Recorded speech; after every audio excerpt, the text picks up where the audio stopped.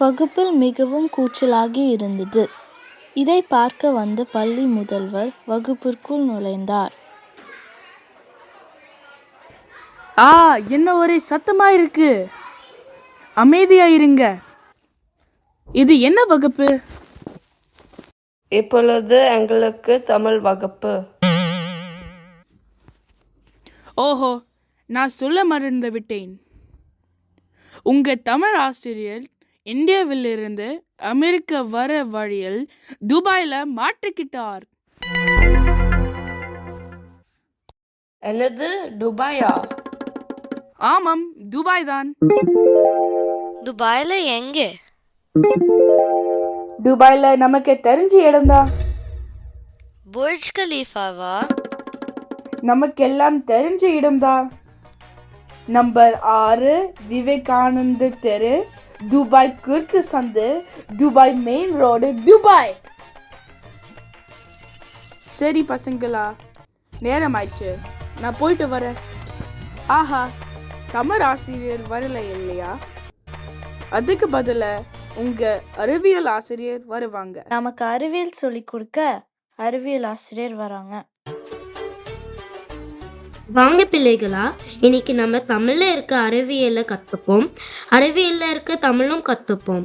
இந்த மரத்தில் பச்சையா ஒண்ணு இருக்குமே, அதுக்கு பேர் என்னன்னு தெரியுமா உங்களுக்கு?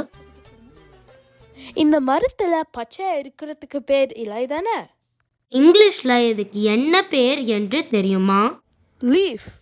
ஆமா, இங்கிலீஷ்ல ஒரே ஒரு சொல்னா இருக்கு, ஆனால் தமிழ்ல இலைக்கு பல பேர்கள் இருக்கு. மாமரத்தில் இருந்தால் அதுக்கு பேர் இலை, தென்னை மரத்தில் இருந்தால் அதுக்கு கீச்சுன்னு பேர், பண்ணை மரத்தில் இருந்தால் ஓலைன்னு பேர், கரும்பில் இருந்தால் அதுக்கு தோகைன்னு பேர். இந்த மாதிரி இலைக்கு மட்டுமே 36 சொற்கள் இருக்கு. இந்த மாதிரி வேற எந்த மொழியிலாவது இருக்கா? அதுவே தமிழில் தனி சிறப்பு. உங்களுக்கு இந்த மாதிரி வேற ஏதாவது தெரியுமா? எனக்கு ஒன்று தெரியுமே. எங்க சொல்லு பாப்போம். இலை மாதிரி சாதத்துக்கும் நிறைய பேர் இருக்கு இல்லையா? அப்படியா? சாதத்திற்கு என்னென்ன பேர் இருக்கு? சாம்பார் சாதம், தயிர் சாதம், மோர் சாதம், ரசம் சாதம், எலுமிச்சை சாதம், புளி சாதம். புளி சாதம்னா டைகர் ரைஸா? போதும் போதும், அதுக்குள்ள பசிக்க ஆரம்பிச்சிருச்சா? ஆனா எனக்கு ஒரு சந்தேகம் ஆசிரியரே. இதுல என்ன சந்தேகம் ராஜா? நம்ம பிரியாணிய மட்டும் ஏன் பிரியாணின்னு சொல்றோம், பிரியாணி சாதம் ஏன் சொல்ல மாட்டேங்கிறோம்? ராஜா, இது ஒரு நல்ல கேள்வி.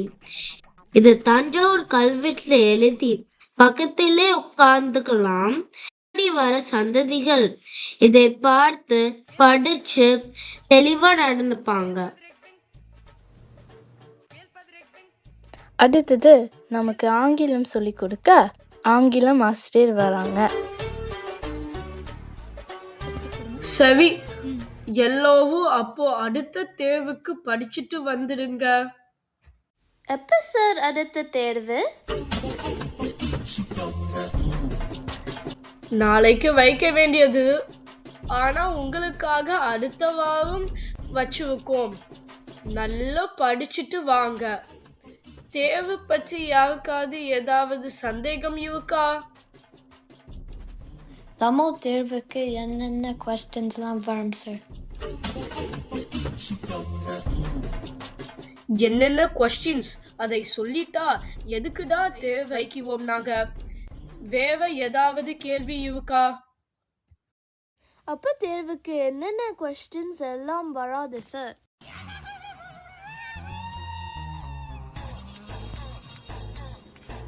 ரொம்ப விவகாரமா கேட்கிறார்களே. என்ன மாதிரி கேள்வி எல்லாம் வரும் சார்? நீ போன தேர்வுக்கு வந்தல, அதுல கொஸ்டின் பேப்பர் எப்படி இருந்தது? கொஸ்டின் பேப்பர் வெள்ளையா இருந்தது, நடுவில் கொஞ்சம் கருப்பா இருந்தது.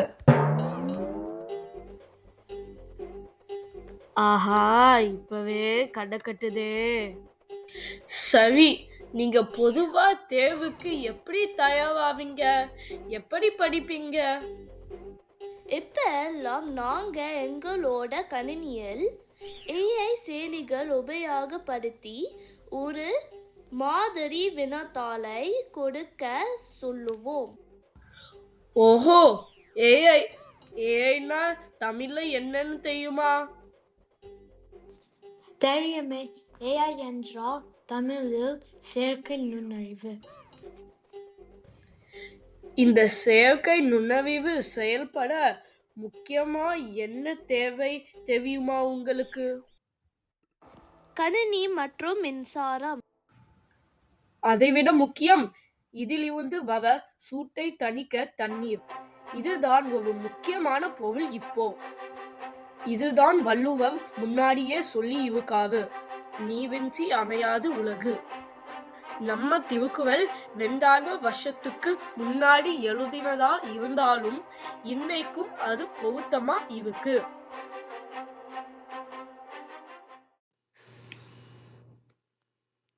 நமக்கு கணக்கு சொல்லி கொடுக்க கணக்கு ஆசிரியர் வராங்க. வணக்கம். வணக்கம் ஆசிரியர். சரி, நம்ம இன்னைக்கு கொஞ்சம் கணக்கு படம் பார்ப்போமா? பார்ப்போமே. சரி, ஒரு கேள்வி. 6ல 8 போகுமா? போகாது. 6ல தண்ணி தான் போகும் ஆசிரியர். சரி, போன வாரம் நடந்த தேர்வில் எல்லாரும் என்ன மதிப்பெண்கள் வாங்கினேன்னு பார்ப்போமா? மதிப்பெண் என்றால் என்ன? ஏன் அதுக்கு அப்படி ஒரு பேர் வந்தது?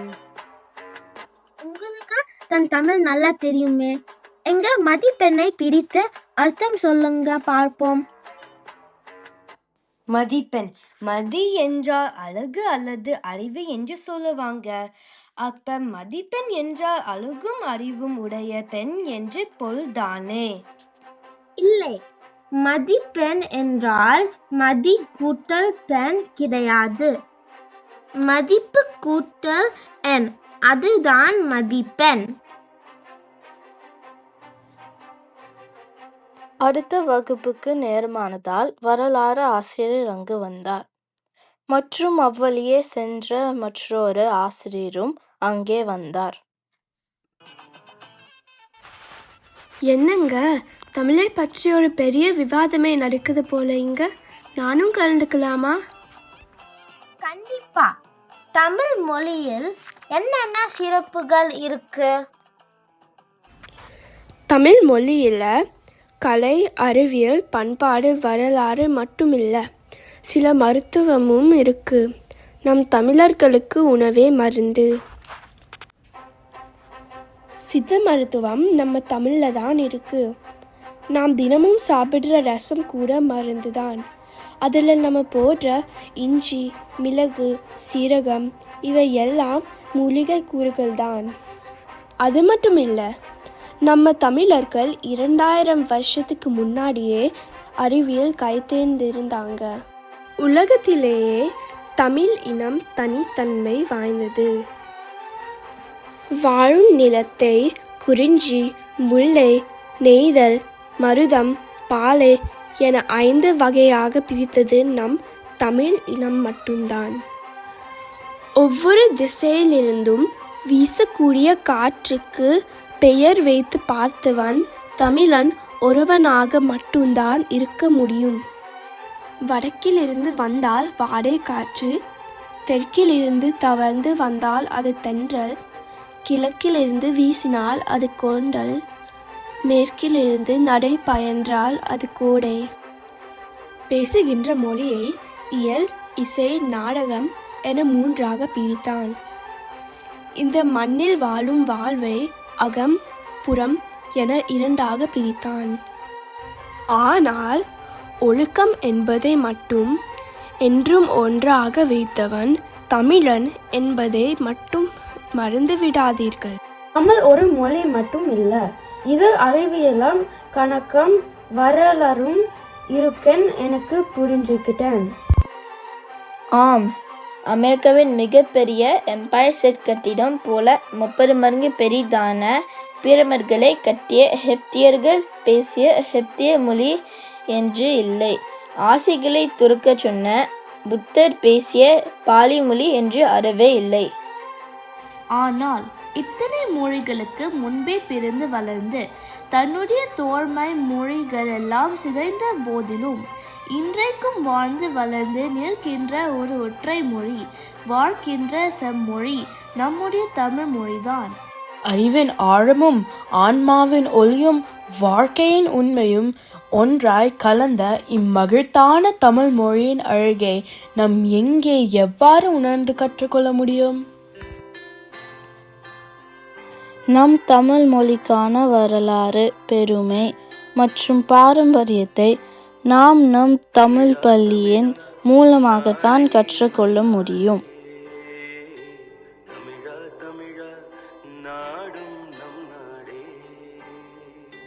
வாருங்கள், தமிழ் கற்போம், சேர்ந்து வளர்ப்போம் செந்தமிழ் பயிரை. தமிழா தமிழா நாடும் நம் நாடே,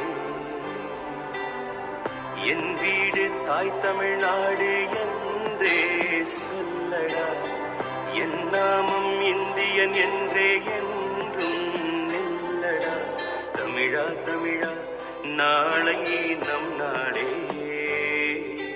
தமிழா தமிழா நாடும்